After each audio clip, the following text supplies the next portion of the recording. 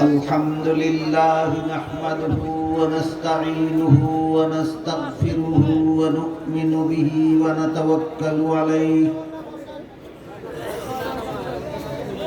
ونعوذ بالله من شرور أنفسنا ومن سيئات أعمالنا من يهده الله فلا مضل له ومن يضلله فلا هادي له ونشهد أن لا إله إلا الله وحده لا شريك له ونشهد أن سيدنا ونبينا ومولانا محمدا عبده ورسوله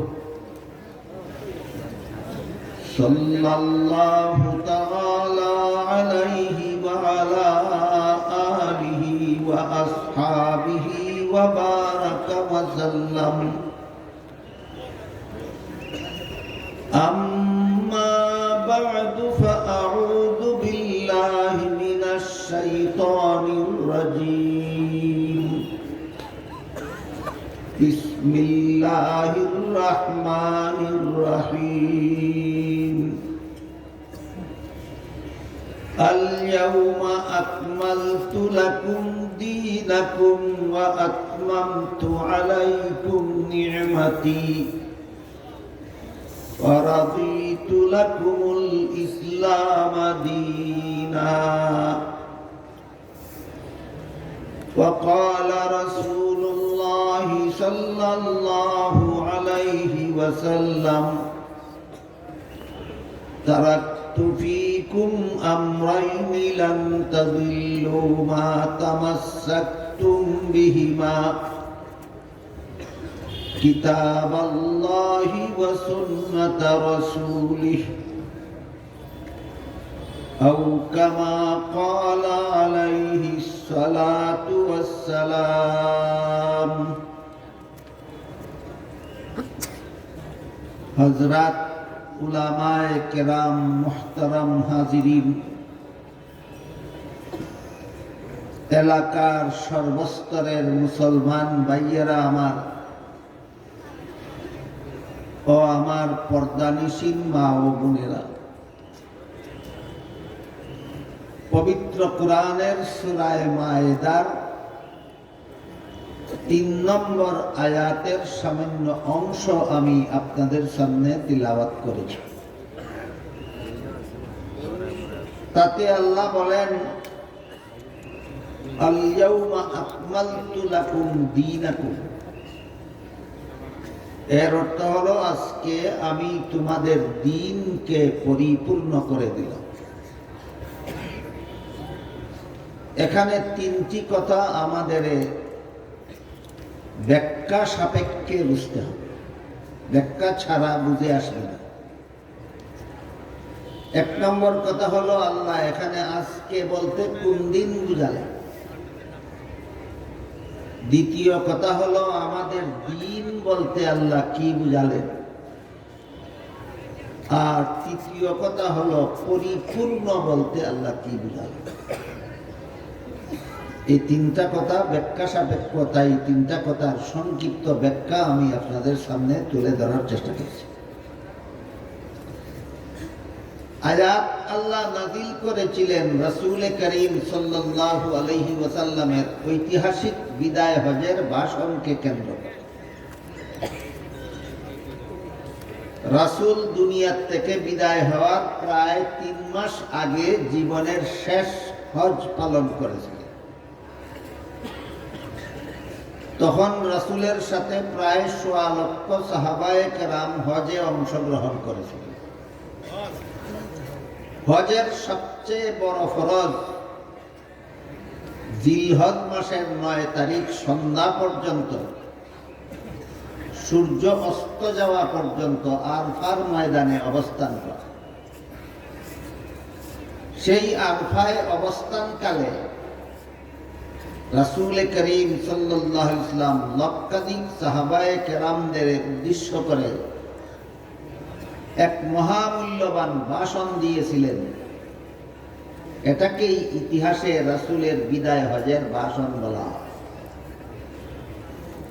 তারিখটা ছিল 10ম হিজরি সনের জিলহজ মাসের 9 তারিখ শুক্রবার। এই ভাষণকে কেন্দ্র করেই আল্লাহ আয়াত নাযিল করেছেন আর বলেছেন, আজকে আমি তোমাদের দ্বীনকে পরিপূর্ণ করে দিলাম। তাই এবার পরিষ্কার হয়ে গেল, আয়াতে আল্লাহ আজকে বলতে কোন দিন বুঝালেন? রাসূলের বিদায় হজের ভাষণের দিন বুঝালেন। সন তারিখ হলো 10ম হিজরি সনের জিলহজ মাসের 9 তারিখ শুক্রবার। গেল প্রথম ব্যাখ্যা সাপেক্ষ বিষয় যে এখানে আল্লাহ আজকে বলতে কোন দিন বুঝালেন। এখানে আরেকটা প্রাসঙ্গিক ব্যাপার হলো, ভাষণ শেষে রাসূল সাহাবাদের লক্ষাধিক সাহাবাদের উদ্দেশ্য করে জিজ্ঞাসা করেছিলেন যে আল্লাহ আমার কাছে যা কিছু নাযিল করেছেন সবগুলি তোমাদের কাছে পৌঁছে দিয়েছি কিনা। এটা জিজ্ঞাসা করার কারণ হলো, আল্লাহ ইতিপূর্বে রাসূলের কাছে একটি আয়াত নাযিল করে বলেছিলেন, ইয়া আইয়ুহার রাসূল বাল্লিগ মা উনজিলা ইলাইকা মির রাব্বিক ওয়া ইল্লাম তাফআল ফামা বাল্লাগতা রিসালাতাহ। এর অর্থ হলো, ইতিপূর্বে আল্লাহ বলেছিলেন, হে রাসূল করিম সাল্লাল্লাহু আলাইহি ওয়াসাল্লাম, আল্লাহর পক্ষ থেকে আপনার কাছে যা কিছু পাঠানো হয় অর্থাৎ কুরআন আর হাদিস সবটুকু আমার বান্দাদের কাছে পৌঁছে দিন। একটি কথাও যদি পৌঁছাবার বাকি থাকে তাহলে আপনাকে রাসূল হিসাবে যে দায়িত্ব দেওয়া হয়েছে সে দায়িত্ব পালন হবে না। আল্লাহর একটি কথা পৌঁছাবারও বাকি থাকলে রাসূলের দায়িত্ব পালন হবে না। এই কথাটা অত্যন্ত শক্ত ছিল রাসূলের জন্য। তাই বিদায় হজের ভাষণের শেষের দিকে রাসূল আগে সাহাবাদের সাক্ষী করে বলেছিলেন, হাল বাল্লাগতুকুম, আল্লাহর পাঠানো সব কথা আমি তোমাদের কাছে পৌঁছে দিয়েছি কিনা। সাহাবায়ে কেরাম বলেন, বালা ইয়া রাসূলুল্লাহ, আল্লাহ আপনার কাছে যত কথা পাঠিয়েছিলেন সবগুলি আপনি আমাদের কাছে পৌঁছে দিয়েছেন। তখন রাসূল আল্লাহকে সম্বোধন করে বলেছিলেন, হে আল্লাহ, আপনি সাক্ষী থাকুন, আপনার বান্দারা স্বীকার করছে আপনার পাঠানো সব কথা আমি পৌঁছে দিয়েছি। এই প্রসঙ্গে আল্লাহ সূরা মায়েদার 3 নম্বর আয়াত নাযিল করেন। এই আনুষঙ্গিক কথাটা বুঝে থাকলে আপনারা একটু দয়া করে বলুন তো, রাসূল আল্লাহ প্রদত্ত দায়িত্ব পালনে কি পরিমাণ ত্রুটি করেছিলেন? বিন্দু মাত্র ত্রুটি করেছিলেন না। সাহাবায়ে কেরাম বলেন কোনো ত্রুটি করেননি। রাসূল দাবি করেন কোনো ত্রুটি করিনি। আল্লাহ বলেন তোমাদের দ্বীনকে পরিপূর্ণ করে দিলাম। রাসূলের ত্রুটির কারণে না ত্রুটি না করার কারণে? এরপরও যদি কেউ বলে যে রাসূল আল্লাহর দায়িত্ব পালনে, রিসালাতের দায়িত্ব পালনে ত্রুটি করেছিলেন বলে আল্লাহ তাকে ক্ষমা প্রার্থনা করতে বলেছেন, এটা দ্বীনের কথা হবে না বদ্দীনের কথা হবে? এমন বদ্দীনের কথা যারা সমাজে বলে তারাও আজকাল আপনাদের বলে, হে মুসলমান সব আসো আমরা সব ঐক্যবদ্ধ হই। তোমাদের মতো বদ্দীনের সাথে মুসলমান গিয়ে ঐক্যবদ্ধ হবে নাকি? মুসলমান তো দ্বীন পালনের মাধ্যমে ঐক্যবদ্ধ হওয়ার কথা। আল্লাহ সূরা আলে ইমরানের 103 নম্বর আয়াতে বলেছেন, ওয়াক্তাসিমু বিহাবলিল্লাহি জামিআন ওয়া লা তাফাররাকু, অর্থাৎ হে মুমিন মুসলমানেরা তোমরা আল্লাহর দিন পালনের মাধ্যমে ঐক্যবদ্ধ হও। আল্লাহ পরিষ্কার নির্দেশ দিয়েছেন, বদ্দিন হইয়া ঐক্যবদ্ধ হইয়া, দিনদার হইয়া ঐক্যবদ্ধ হও। মুসলমান বদ্দিনী মতবাদ গ্রহণ করে ঐক্যবদ্ধ হতে আল্লাহ বলেছেন না, দিনদার হওয়ার মাধ্যমে, দিনদার হওয়ার মাধ্যমে ঐক্যবদ্ধ হওয়ার কথা বলেছেন। কাজেই আমাদেরকে যারাই ঐক্যের দাওয়াত দেবে, আমরা তাদেরকেই যাচাই করে দেখতে হবে তারা দিনদার না বদ্দিন। যদি বলে রাসূল দায়িত্ব পালনে ত্রুটি করেছেন, আল্লাহ বলেন ত্রুটি করেননি, রাসূল বলেন ত্রুটি করিনি, সাহাবাগণ বলেন ত্রুটি করেননি, তারপরে যদি কেউ বলে রাসূল দায়িত্ব পালনে ত্রুটি করেছেন, তবে এরা নিশ্চয়ই দিনদার নয়, বদ্দিন। বদ্দিনের সাথে ঐক্য করার কথা আল্লাহ কোরআনে বলেননি, কোরআনে দিনদারের সাথে ঐক্য করার কথা বলেছে। আমি দুঃখিত, আরো 2টা প্রোগ্রামে আমার অনেকক্ষণ বয়ান করে আসতে হয়েছে। আমি শারীরিকভাবে খুব ক্লান্ত এবং গলার আওয়াজও বসে গেছে, কথা বলতে কষ্ট হয়। তা না হলে আল্লাহ আমাদের দিন বলতে কি বুঝালেন বিষয়টা ক্লিয়ারলি আপনাদেরকে আমি বলতাম। সেই সময় সুযোগ না থাকলেও অন্তত মোটামুটি ভাবে কিছুটা বলার চেষ্টা করব, যেন আপনারা মোটামুটি ভাবে বুঝে যেতে পারেন এবং জীবন মনে রাখতে পারেন। আলোচ্য আয়াতে 3টি বিষয় ছিল আমাদের ব্যাখ্যা সাপেক্ষে বোঝার। প্রথমটা হলো আজকে বলতে আল্লাহ কোন দিন বুঝালেন, এর সংক্ষিপ্ত জবাব হলো রাসূলের বিদায় হজের ভাষণের দিন। তারিখটা হলো 10ম হিজরি সনের জিলহজ মাসের 9 তারিখ শুক্রবারে আল্লাহ আয়াত নাযিল করে বলেন, আজকে আমি তোমাদের দিনকে পরিপূর্ণ করে দিলাম। বলতে পারবেন এবার কেউ এখানে আজকে বলতে কোন দিন? বিদায় হজের ভাষণ। 2 নম্বর ব্যাখ্যা সাপেক্ষ কথাটা হলো আমাদের দিন বলতে আল্লাহ কি বুঝালেন। এই দিন শব্দটা আল্লাহ কোরআনে বিভিন্ন আয়াতে বিভিন্ন অর্থে ব্যবহার করেছে। সবগুলি আয়াতে একই অর্থে নয়, এক এক আয়াতে দিন শব্দকে আল্লাহ এক এক অর্থে ব্যবহার করেছে। তোর মধ্যে আজকে শুধু আমি আপনাদের একটি আয়াতের উদাহরণ দেব। সূরা শুরা এর 13 নম্বর আয়াতে আল্লাহ বলেন, আকিমুদ্দিন।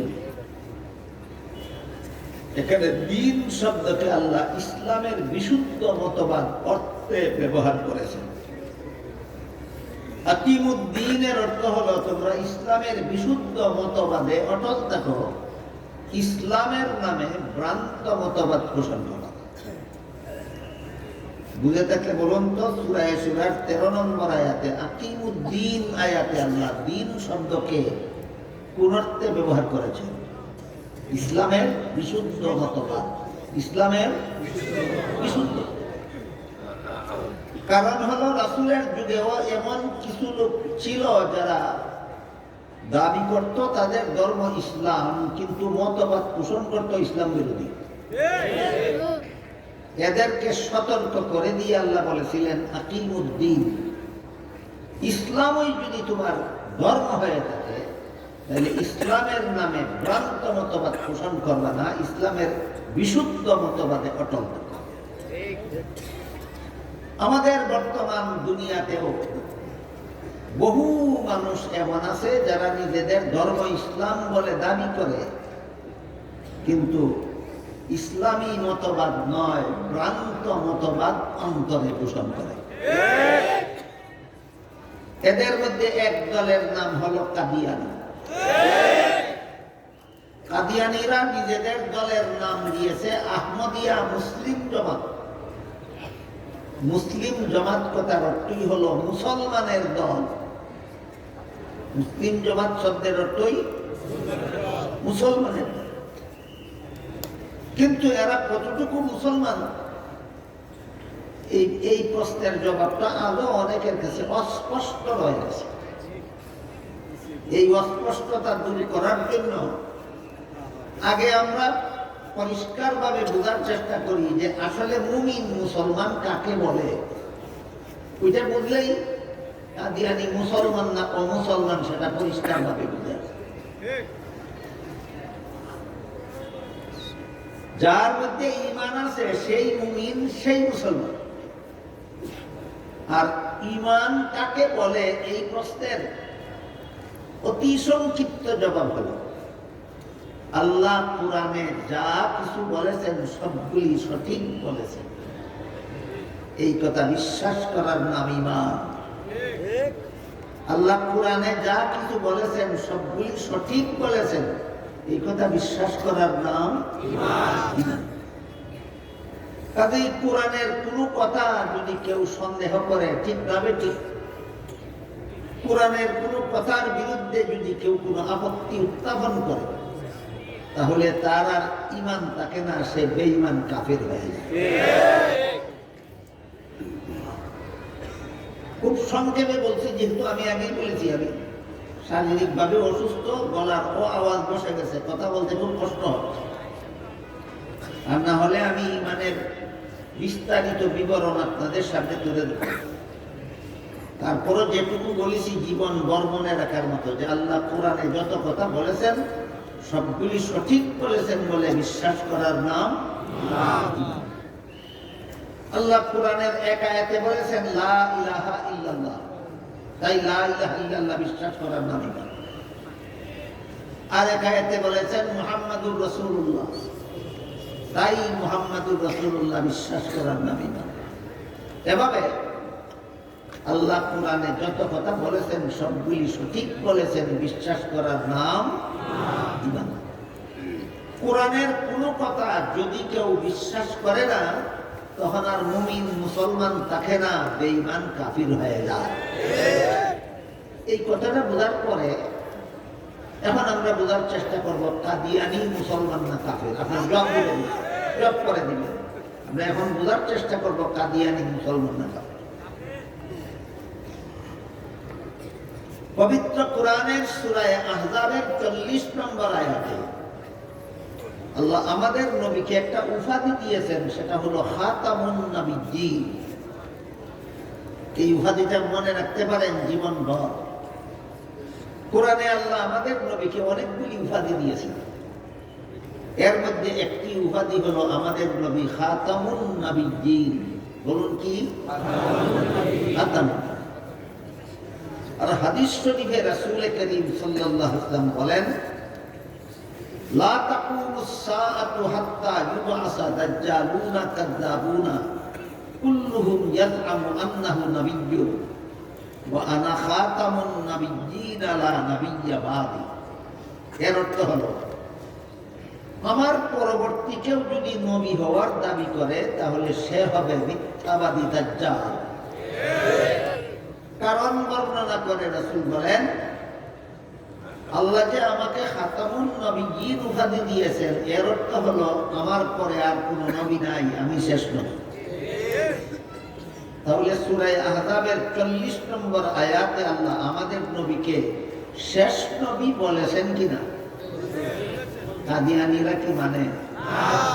না। এবার বলুন, কাদিয়ানীরা কোরআনের কোন সূরার কত নম্বর আয়াত মানে না? এবার বলেন মুসলমান না কাফের? কোন সূরার কত নম্বর আয়াত না মানার কারণে কাফের? সূরা আহজাবের 40 নম্বর আয়াত না মানার কারণে।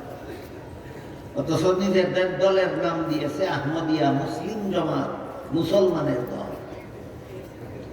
এই ধরনের প্রতারণা চক্রান্ত যেন কেউ ইসলামের নামে না করতে পারে, তাই আল্লাহ সূরা শুরার 13 নম্বর আয়াতে বলেছেন আকিমুদ্দিন, ইসলামের বিশুদ্ধ মতবাদে অটল থাকো, সত্যই যদি তুমি মুসলমান হয়ে যাও। তাহলে কাদিয়ানীরা ইসলাম তাদের ধর্ম বলে তো দাবি করে, কিন্তু ইসলামের বিশুদ্ধ মতবাদে বিশ্বাসী না কুফরি মতবাদে বিশ্বাসী? এই হলো ইসলামের নামে ভ্রান্ত মতবাদের একটা স্তর, এমন ভ্রান্ত যে ভ্রান্ত মতবাদের কারণে কোরআনের কোনো না কোনো আয়াত অমান্য করা অবধারিত হয়ে পড়ে। যে কোনো মুসলমানের যে কোনো মতবাদ যদি এমন ভ্রান্ত হয় যে ভ্রান্তির কারণে কোরআনের কোনো আয়াত অমান্য করা অবধারিত হয়ে পড়ে, তখন এই মতবাদ এর কারণে তার ঈমান ইসলাম থাকে না, সে বেঈমান কাফির হয়ে যায়। আর এক ধরনের ভ্রান্ত মতবাদ আছে ইসলামের নামে, যে ভ্রান্ত মতবাদ পোষণ করলে সরাসরি কাফেরও হয় না, আবার নির্ভেজাল মুসলমানও থাকে না। সরাসরি কাফেরও হয় না, আবার নির্ভেজাল মুসলমানও থাকে না। এই দ্বিতীয় প্রকারের ভ্রান্ত মতবাদ সম্পর্কে আমাদের সমাজে আলোচনা হয় না বললেও চলে, যে কারণে সাধারণ মুসলমান জানেই না যে এমন কোন ভ্রান্ত মতবাদ আছে যেটা পোষণ করলে কাফেরও হয় না, আবার নির্ভেজাল মুসলমানও থাকে না। এবার আমি এরকম একটা ভ্রান্ত মতবাদের উদাহরণ দেব আপনাদের। উদাহরণটা বোঝার আগে আমরা একটা উদাহরণ বুঝে নিই। একটা গ্লাসের মধ্যে যদি আপনি কাপ দিয়া 1 কাপ পিওর দুধ রাখেন, যার মধ্যে 1 ফোঁটা পানিও নেই, তাহলে এটাকে আমরা কি ভেজাল দুধ বলবো না খাঁটি দুধ বলবো? আর একটা গ্লাসের মধ্যে যদি কাপের দ্বারা 1 কাপ পিওর পানি রাখেন, যার মধ্যে 1 ফোঁটা দুধও নেই, এই পানিটাকে কি আমরা ভেজাল পানি বলবো না পিওর পানি বলবো? আর একটা গ্লাসের মধ্যে যদি 1 গ্লাস দুধ রাখার পরে 1 চামচ কেরোসিন তেল রাখেন, বলেন দুধের পরিমাণ কত? আর কেরোসিন কি পরিমাণ? আমার উদাহরণ বুঝে থাকলে বলুন, এই গ্লাসটার মধ্যে পিওর কেরোসিন আছে না পিওর দুধ আছে, না দুটোটাই ভেজাল? এই ধরনের ভেজাল মুসলমান আছে। পুরোটাই বেঈমান, পুরোটাই কাফের না, পুরোটাই ইমানদার না, কিছু কুফরিও আছে, কিছু ইমানও আছে। কিছু কুফরিও আছে, কিছু ইমানও আছে। 1 কাপ দুধ আর 1 চামচ কেরোসিনের বিস্তৃত যেমন ভাবে দুধটাও পিওর দুধ নয়, কেরোসিনও পিওর কেরোসিন নয়, ঠিক কিছু মুসলমানের ভ্রান্ত মতবাদ এমন আছে যে এটা পুরাপুরি ইমানও না আর পুরাপুরি কাফেরও না, এর মাঝামাঝিতে অবস্থান করে। এর একটা উদাহরণ হলো,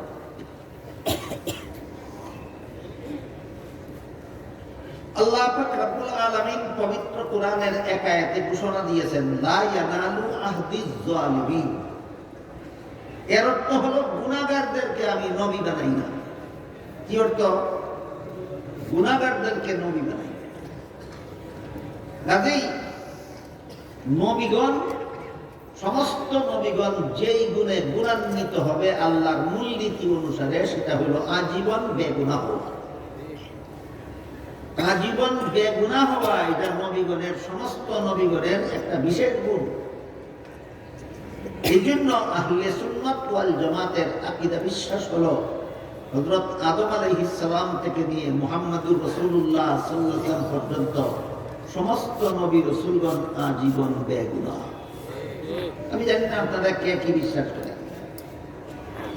আহলে সুন্নাত ওয়াল জামাতের বিশ্বাস, আহলে সুন্নাত ওয়াল জামাত বলতে এক হাদিসে আল্লাহর রাসূল বলেছেন, আমার মুসলমান উম্মত 73 দলে বিভক্ত হয়ে 72 দল মুসলমান জাহান্নামে যাবে, 1 দল মুসলমান জান্নাতে যাবে।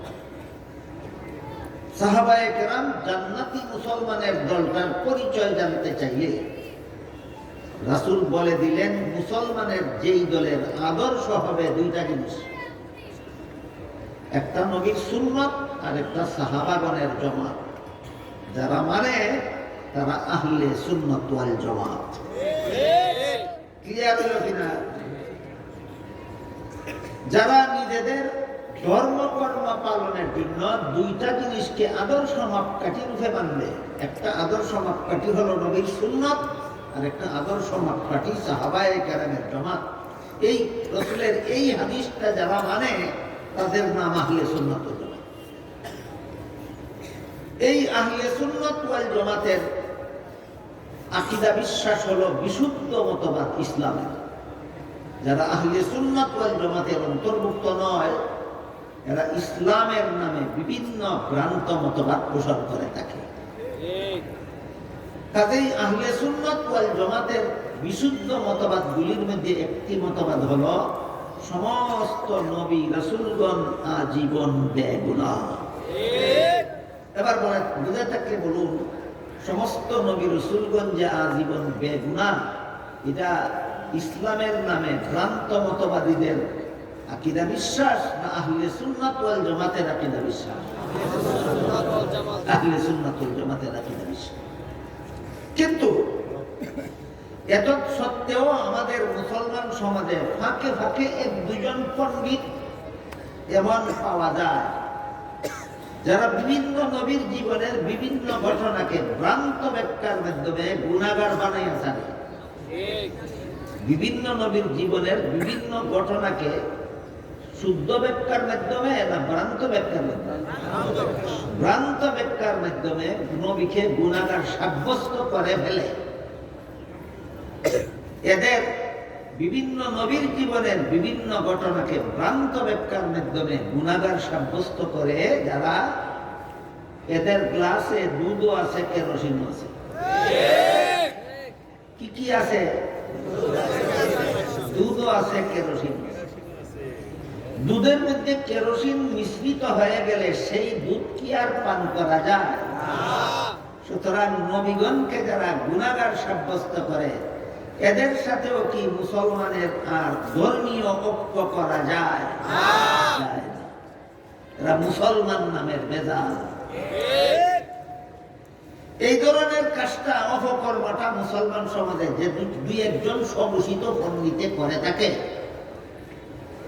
এই সমস্ত নবীদের মধ্যে এক নম্বরে রয়েছেন হযরত আদম আলাইহিস সালাম।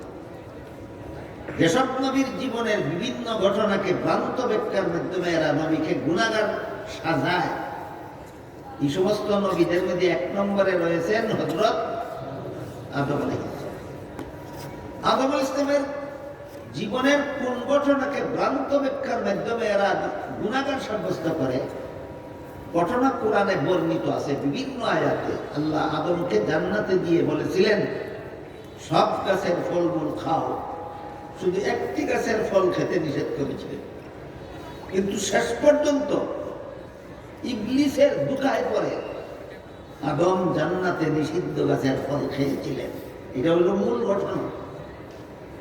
এখানে এসে ওই অপব্যাখ্যাকারীরা আদমের নিষিদ্ধ গাছের ফল খাওয়ার ঘটনাকে এভাবে ব্যাখ্যা করে, বলে আল্লাহর আদেশ নিষেধ লঙ্ঘন করলেই গুনাহ হয়, আর আদম তো লঙ্ঘন করলেনই, সুতরাং এর মাধ্যমেই আদম গুনাহগার হয়েছে।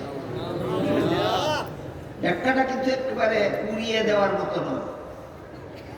যারা গভীরভাবে নবীগণের জীবন ইতিহাস এর আলোচনা না শুনে, না বুঝে, নবীগণের পবিত্র জীবন সম্পর্কে যাদের পরিষ্কার কোনো ধারণা নাই, এদের কাছে যখন এই যুক্তিটা তুলে ধরা হয় যে আল্লাহর আদেশ নিষেধ লঙ্ঘন করলেই গুনাহ হয়, আর আদমকে লঙ্ঘন করলেন, সে ঘটনা তো কোরআনেই আছে, তাই আদম গুনাহগার সাব্যস্ত হলেন, এই যুক্তিটা কিন্তু একবারে ঠুনকু যুক্তি নয়, চটকদার যুক্তি।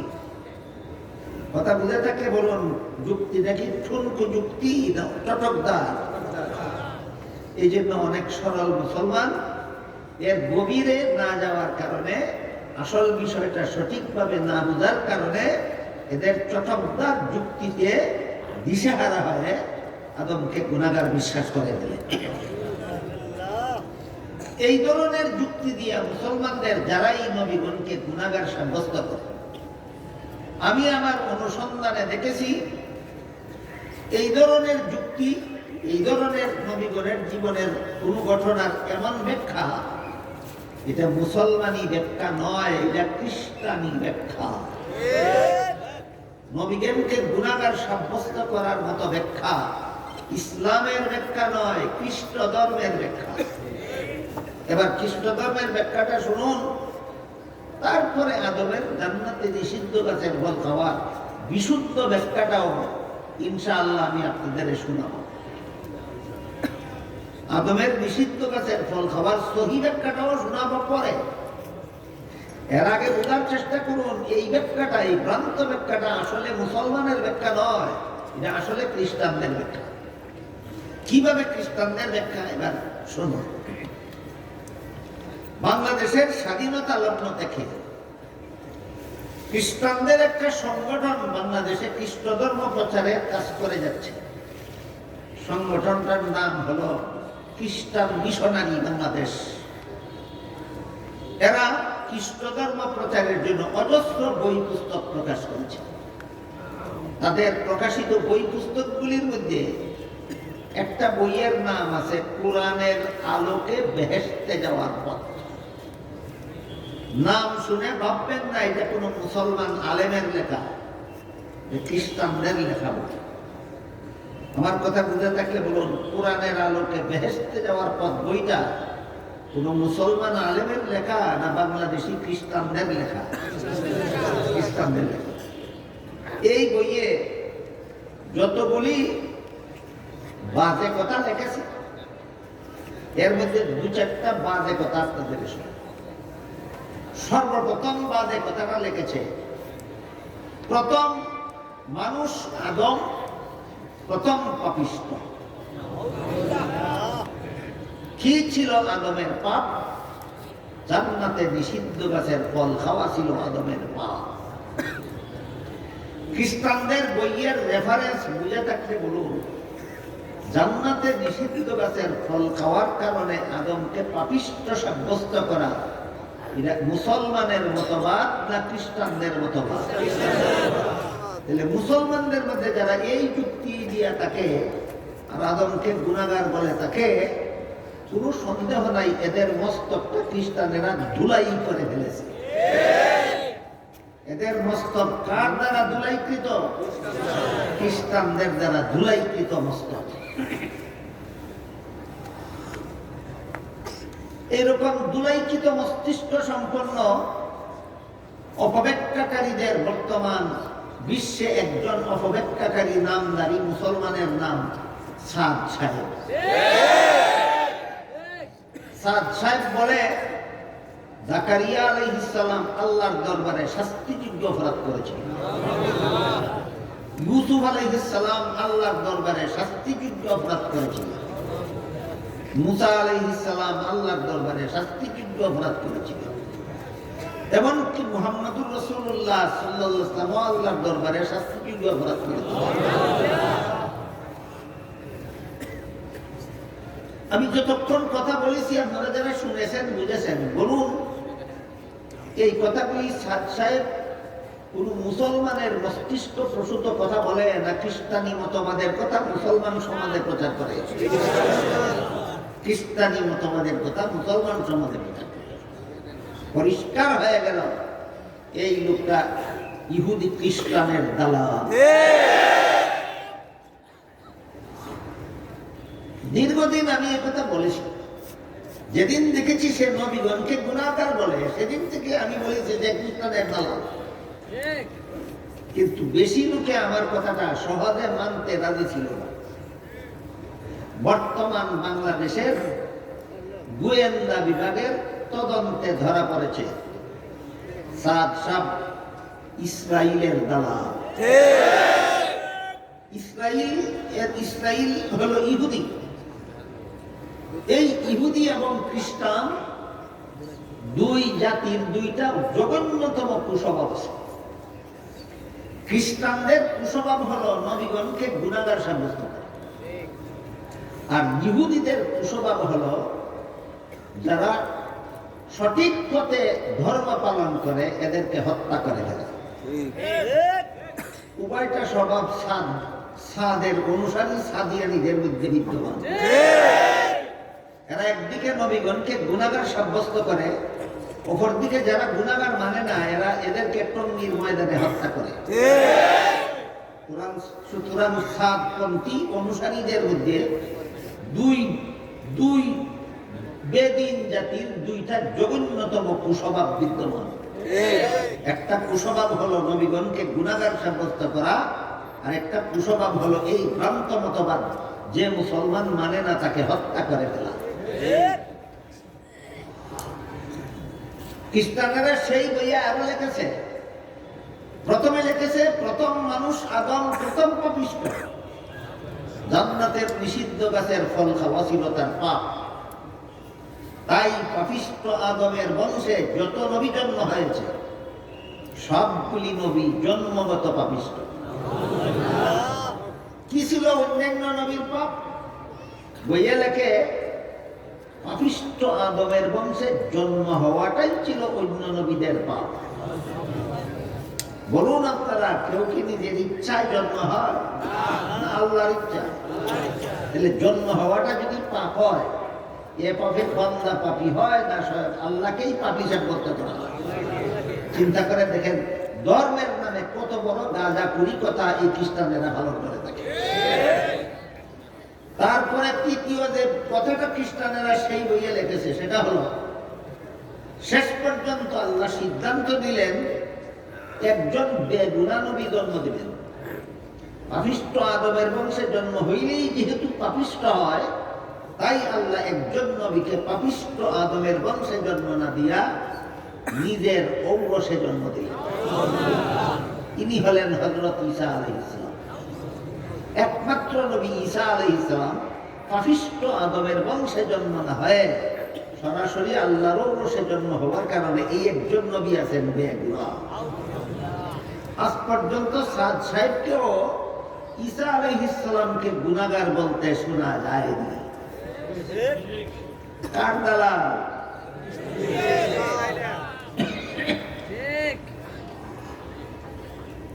আপনারা কি বুঝতে পারলেন যে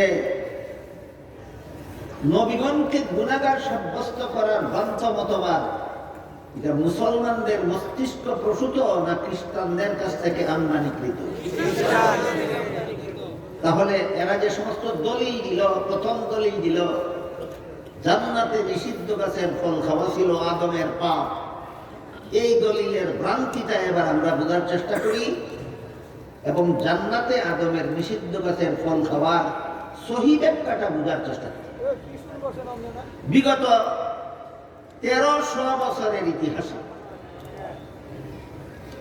সঠিকপন্থী মুসলমানগণের মধ্যে যারাই কোরআনের তাফসীর লিখেছে, প্রায় সবগুলি নির্ভরযোগ্য তাফসীরের কিতাবে উল্লেখ আছে মানুষের কোনো কাজে সওয়াব হয়, কোনো কাজে গুনাহ হয় দুনিয়ার জীবনে। মানুষের কোনো কাজে সওয়াব হয়, কোনো কাজে গুনাহ হয় কোন জীবনে? দুনিয়ার জীবনে। জান্নাতি জীবনের কোনো কাজে সওয়াব নাই, গুনাহ নাই। এবার বলুন, আদম নিষিদ্ধ গাছের ফল খেয়েছিলেন কোন জীবনে? এর সাথে সওয়াবেরও কোনো সম্পর্ক নাই, গুনাহেরও কোনো সম্পর্ক। এইটা হলো সহি ব্যাখ্যা। এখন কোন ব্যাখ্যাটা গ্রহণযোগ্য আর কোন ব্যাখ্যাটা গ্রহণযোগ্য নয়, এর একটা স্কেল বা মাপকাঠি আমি আপনাদের হাতে তুলে দিতে চাই। আল্লাহ কোরআনে বলেছেন গুনাহগারদেরকে আমি নবী বানাই না। কাজেই যে ব্যাখ্যার দ্বারা আদম গুনাহগার সাব্যস্ত হয়, এই ব্যাখ্যা গ্রহণ করলে আল্লাহর মূলনীতি রক্ষা হয় না লঙ্ঘন হয়? এটাই প্রমাণ তোমার ব্যাখ্যাটা ভুল। আর যে ব্যাখ্যা গ্রহণ করলে নিষিদ্ধ গাছের ফল খাওয়াতে আদম গুনাহগার সাব্যস্ত হয় না, এই ব্যাখ্যার দ্বারা আল্লাহর মূলনীতি লঙ্ঘন হয় না রক্ষা হয়? এটাই প্রমাণ এই ব্যাখ্যাটা হলো শুদ্ধ ব্যাখ্যা।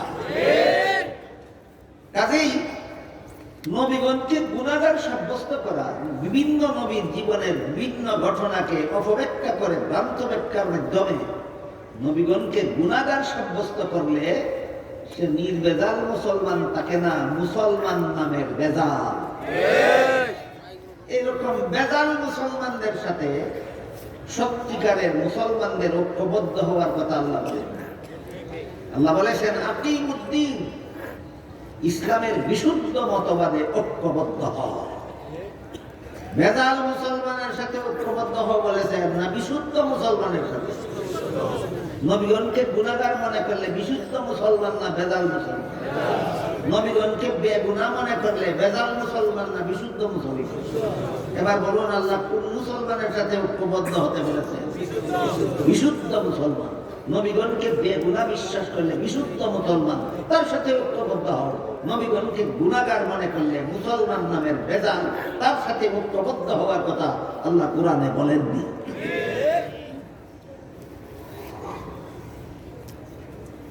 আজকের মতো দিন শব্দের একটি অর্থই আপনাদের শোনালাম, যা সূরা শুরার 13 নম্বর আয়াতে আল্লাহ আকিমুদ্দিন আয়াতে বলেছেন। এবার আমাদের আলোচ্য আয়াতে আল্লাহ দিন শব্দ কিন্তু এই অর্থে নয়। সূরা মায়েদার 3 নম্বর আয়াতে যে আল্লাহ বলেছেন আল ইয়াউমা আকমালতু লাকুম দীনাকুম, আজকে আমি তোমাদের দ্বীনকে পরিপূর্ণ করে দিলাম। এখানে দ্বীন অর্থ ইসলামের বিশুদ্ধ মতবাদ নয়।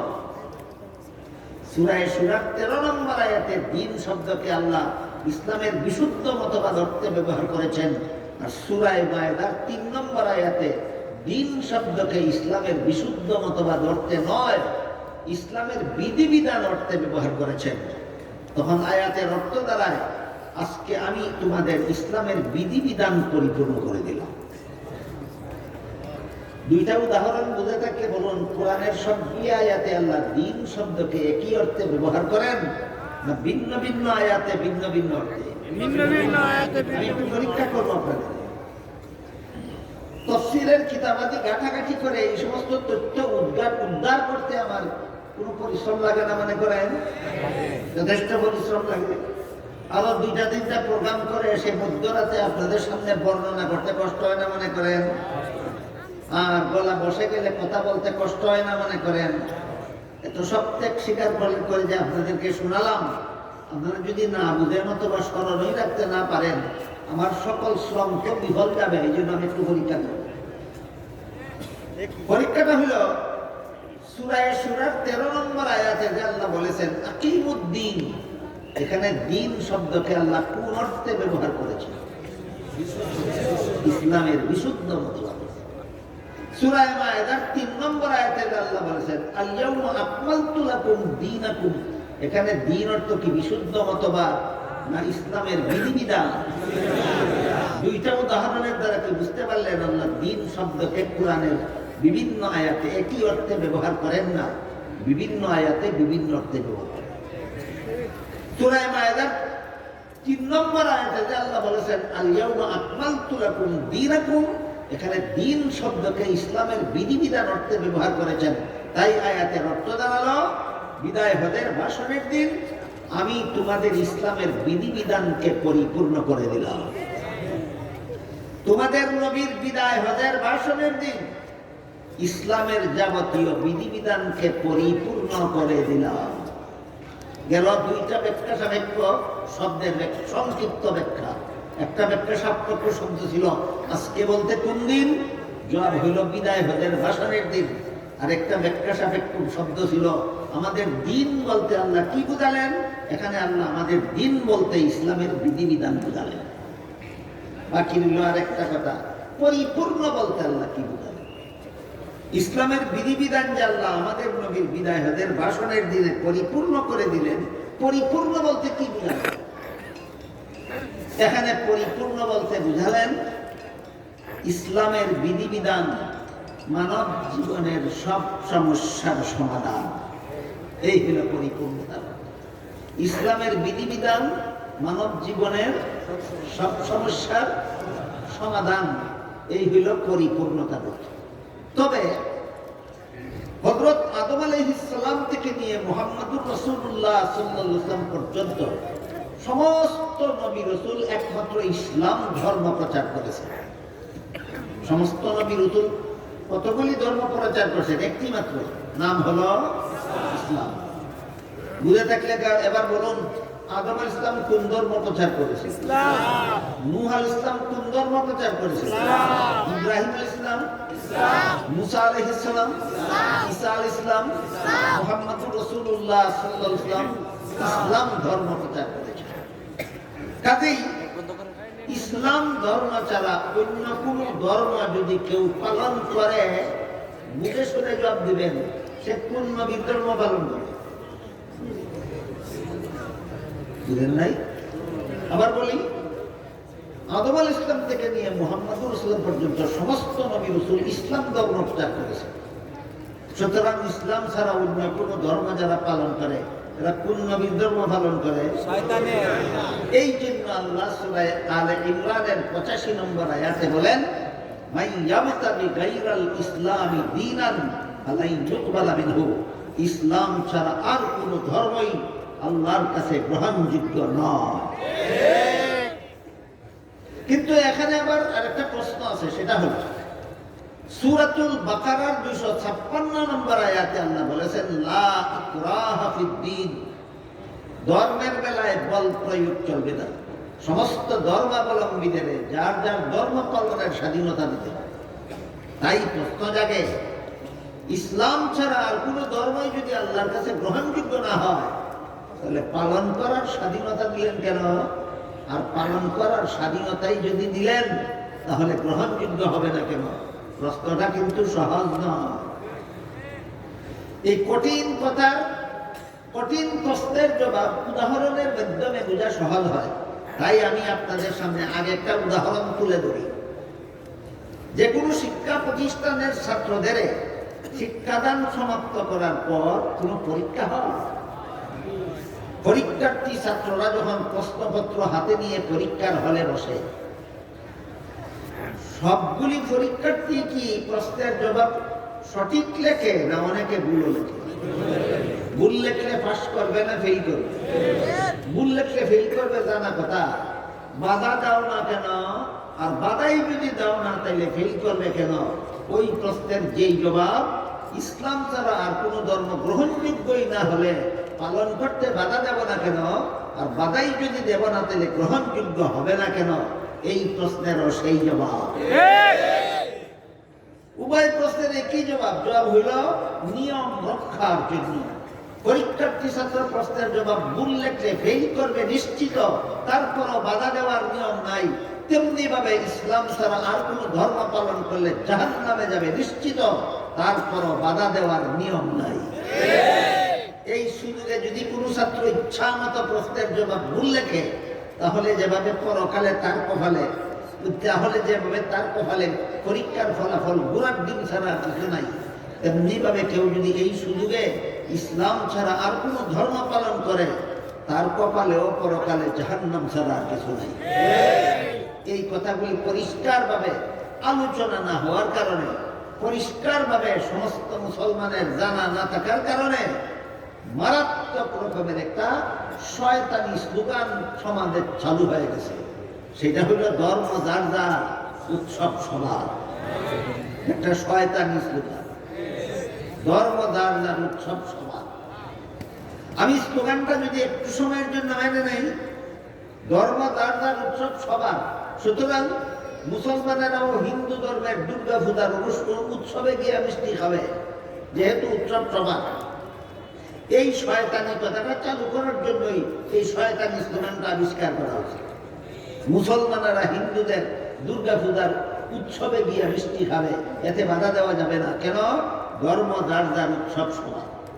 আমি যদি একটু সময়ের জন্য স্লোগানটা মেনে নেই, আর আমি যদি বলি ঠিক আছে, ধর্ম যার যার, উৎসব যেহেতু সবার, কাজেই হিন্দুদেরকেও মুসলমানদের ঈদুল আজহার গরুর গোশত খেতে হবে, যেহেতু ধর্ম যার যার, উৎসব সবার।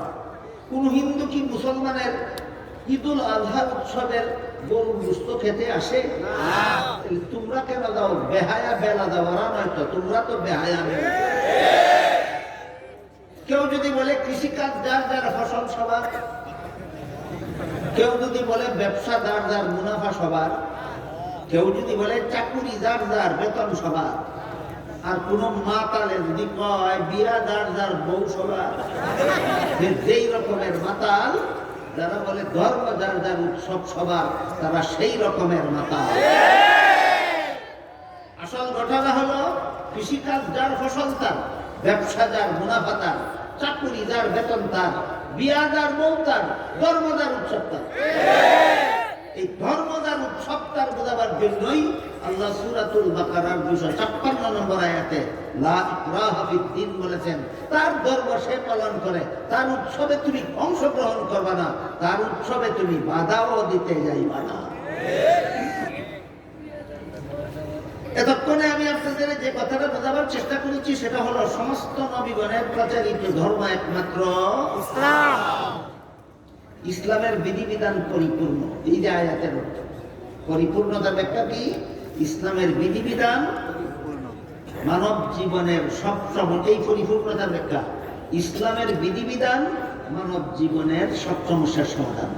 ইসলামের বিধিবিধান মানব জীবনের সব সমস্যার সমাধান। এই কথার একটা উদাহরণ দিয়ে শেষ করি। আমাদের বর্তমান বাংলাদেশে যত সমস্যা আছে, যারা দেশের মঙ্গল নিয়ে মাথা ঘামান, যারা রাজনীতি করেন, যারা আন্দোলন করেন, তারা দেখবেন দেশের কি কি সমস্যা আছে, সমাধান কোথায় আছে খুঁজে বের করবেন। এটা আমার কাজ নয়। আমি যেই কথাটা বলতে চাচ্ছি সেটা হলো, বেশ কয়েক বছর আগে বাংলাদেশে একটা আদমশুমারি হয়েছে। সেই আদমশুমারিতে দেখা গেছিল বাংলাদেশে 7,75,00,000 পুরুষ আছে আর 8,25,00,000 নারী আছে। কয়েক বছর আগের হিসাবে 7,75,00,000 পুরুষ আর 8,25,00,000 নারী। বুঝে থাকলে এবার বলুন, এই 7,75,00,000 পুরুষের কাছে 7,75,00,000 মহিলাকে বিয়া দিলে প্রত্যেকটা পুরুষ একটা করে বউ পাইব কিনা? কিন্তু স্বামী হওয়ার বাকি থাকবে কতজন মহিলা? 50 লক্ষ। স্বামী হওয়ার বাকি থাকবে কতজন মহিলা? 50 লক্ষ। বাংলাদেশের এই সমস্যাটা 1300 বছর আগে মুহাম্মদুর রাসূলুল্লাহর যুগে ছিল। বাংলাদেশের অস্তিত্ব তখন ছিল।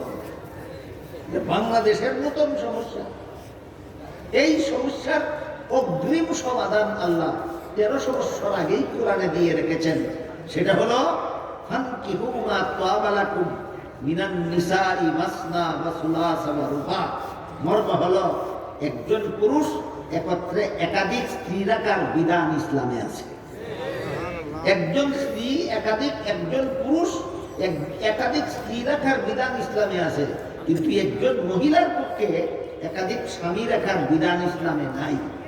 ইসলামের এই বিধানটার মধ্যে যত মুসলমান নামধারীদের মস্তিষ্কে নাস্তিকতায় বাসা বেঁধেছে, সবগুলি নাস্তিকগণ মনোভাবাপন্নরা ইসলামের এই বিধানের মধ্যে নারী পুরুষের বৈষম্য খুঁজে পায়।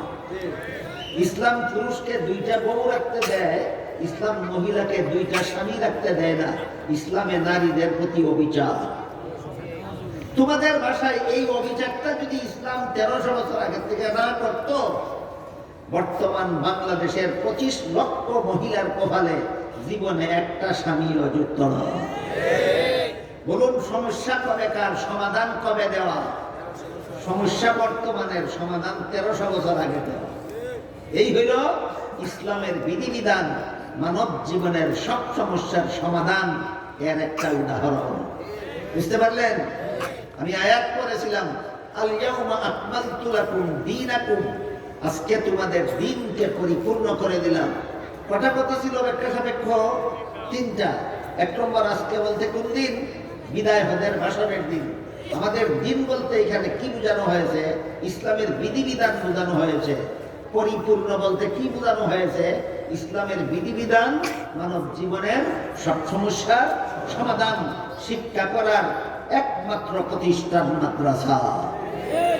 ইসলামের বিধিবিধান মানব জীবনের সব সমস্যার সমাধান, শিক্ষার একমাত্র প্রতিষ্ঠান মাদ্রাসা। তাই আল্লাহ আপনাদের আমাদের সবাইকে মাদ্রাসার সাথে সম্পৃক্ত দেখে এই ইসলামের পরিপূর্ণ জীবন বিধান বুঝার এবং বাস্তবায়ন করার সৌভাগ্য দান করুন। সবাই বলুন আমিন।